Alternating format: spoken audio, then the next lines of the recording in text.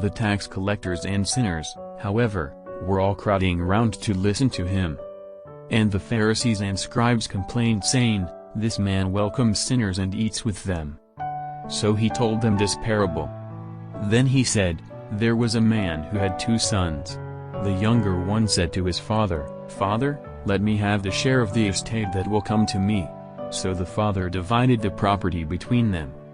A few days later, the younger son got together everything he had and left for a distant country where he squandered his money on a life of debauchery. When he had spent it all, that country experienced a severe famine, and now he began to feel the pinch. So he hired himself out to one of the local inhabitants, who put him on his farm to feed the pigs. And he would willingly have filled himself with the husks the pigs were eating, but no one would let him have them. Then he came to his senses and said, 'How many of my father's hired men have all the food they want and more, and here am I dying of hunger? I will leave this place and go to my father and say, Father, I have sinned against heaven and against you. I no longer deserve to be called your son, treat me as one of your hired men.' So he left the place and went back to his father.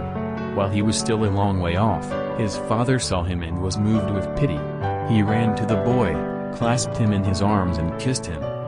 Then his son said, 'Father, I have sinned against heaven and against you. I no longer deserve to be called your son.' But the father said to his servants, 'Quick! Bring out the best robe and put it on him, put a ring on his finger and sandals on his feet.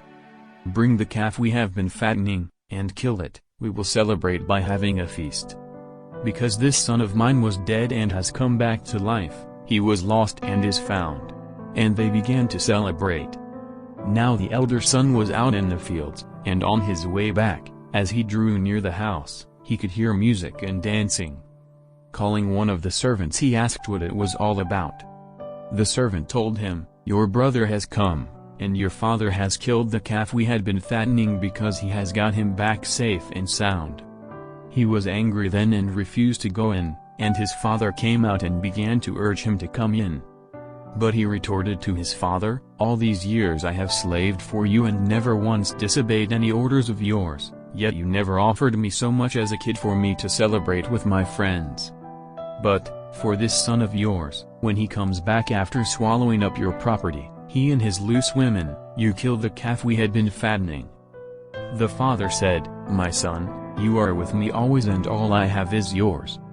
But it was only right we should celebrate and rejoice, because your brother here was dead and has come to life, he was lost and is found.'